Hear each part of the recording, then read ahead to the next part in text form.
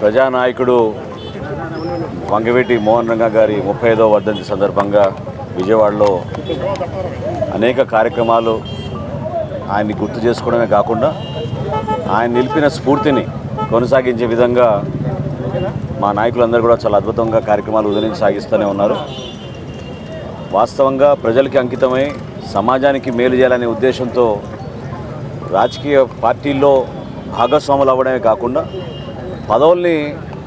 ప్రత్యేకంగా ఎన్నికైన ప్రజాప్రతినిధిగా రంగా గారు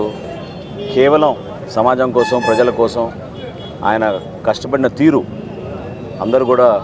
ఆ స్ఫూర్తిని నిలబెట్టుకోవాలని ఈ సందర్భంగా ఆయన గుర్తు చేసుకుంటూ తప్పకుండా రాబోయే రోజుల్లో కూడా మేమందరం కూడా అదే విధంగా సమాజానికి ఉపయోగపడే విధంగా ప్రతి ఒక్క పేదవాడిలో